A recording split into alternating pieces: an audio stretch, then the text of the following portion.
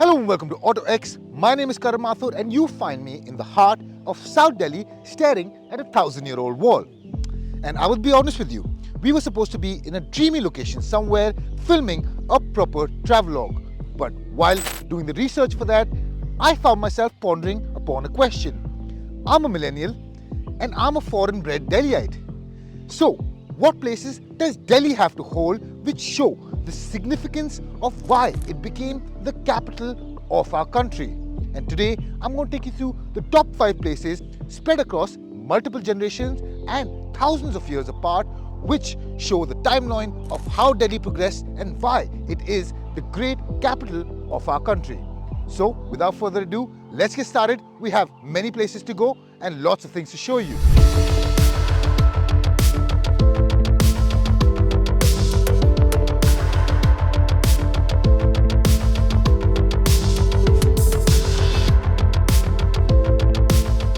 If you guys have read the Mahabharata, you would have heard accounts of the city of Indraprasth.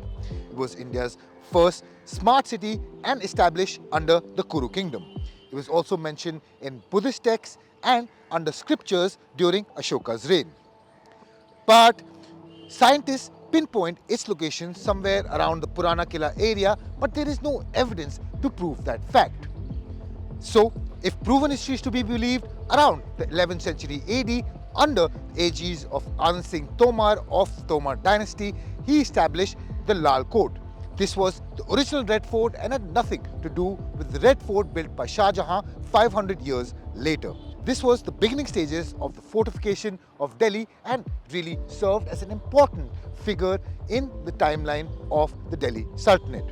Now today, not a lot remains. Of course, it was a magnificent site when it was built. It had a circumference of 2 miles wide with walls about 30 feet wide, and today it is a protected monument under the Archaeological Survey of India. Not a lot remains, but if you come to this location, you'd be able to see the remains of the fort, and you also have the Qutub Minar complex not far away. You have shops of interest selling cultural items and lots of local delicacies serving around the place. So as your first place of visit, Kila Rai Pitora or Lal Kot should be on your list to do.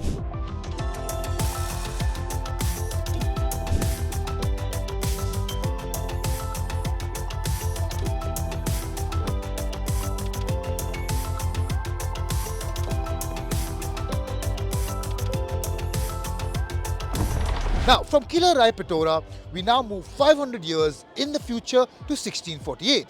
That was the time when Shah Jahan moved his capital from Agra to Delhi, and to commemorate that occasion, he built this Lal Killa or Red Fort.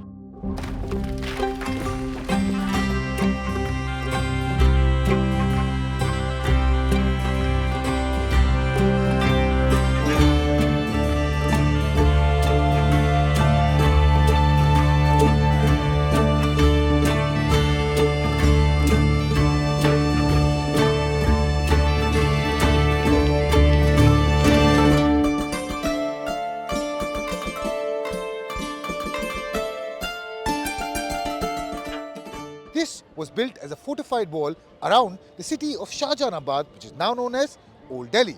It was built in red and white, which is Shah Jahan's favorite color, and its architect is Ustad Ahmad Lori, who coincidentally was also the architect for Taj Mahal.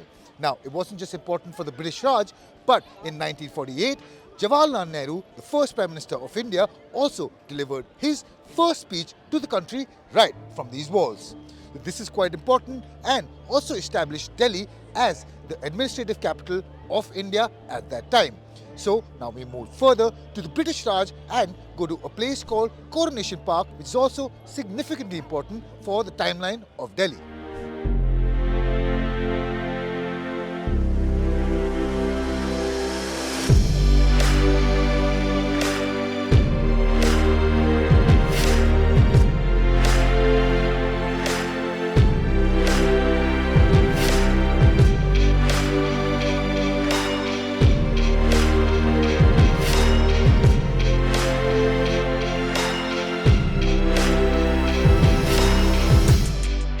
From the Red Fort, we now move about 250 years ahead in time, and where I am is Coronation Park in Delhi.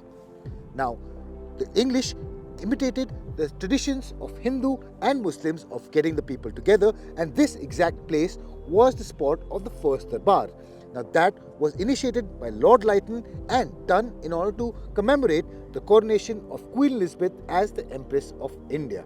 Now this not only held significant importance to the British, but also was significant to show the importance of the Mughal Empire.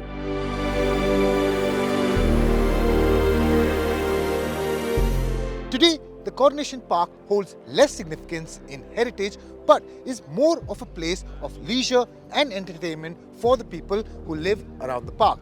And with that, now we've moved from the British Raj all the way up to our economic liberalization and see what part Delhi held in that aspect of the Indian history.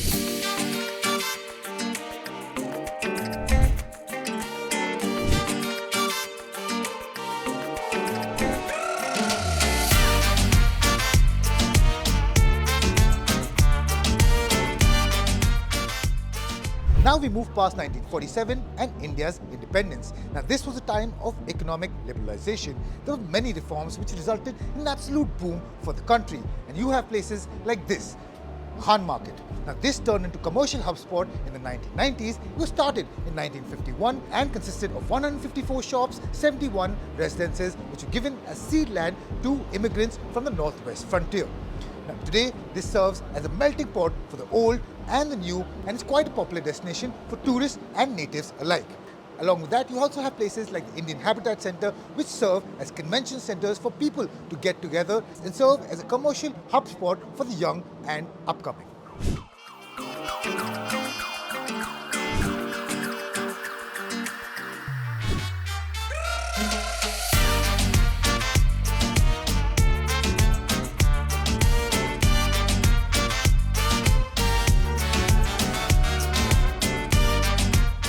So you finally find me in present day, and none of it is represented better than a place like Gurugram, popularized by Delhi's growing young population and multinational companies to set up shop. Well, just look around you. It's bustling, it's magical and full of energy. Now you find me at a place called Cyberhub, which is a sprawling hub for shopping, food, bars and everything that represents a growing India. And surrounded by modern offices and residences, I feel Cyberhub is the perfect place to end our journey in tracing Delhi's timeline. But if you think Gurugram is a new addition to the map, well, here's an interesting story.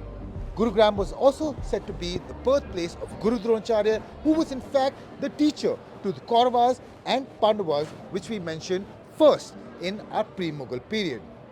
So, ladies and gentlemen, that was our journey across top 5 places which represent why Delhi is the administrative capital of India, why it is important, and all the mix of old, new, culture, heritage and everything which makes this city great.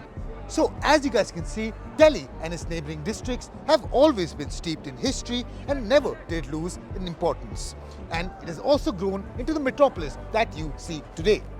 So, ladies and gentlemen, that was the end of my video. I hope you liked this one. And if you did, please do hit the like button and tell us in the comment section down below what you think of Delhi, what you think of its people, of its places, and everything that it represents. Thank you for watching. My name is Karan Mathur. I'll see you guys later.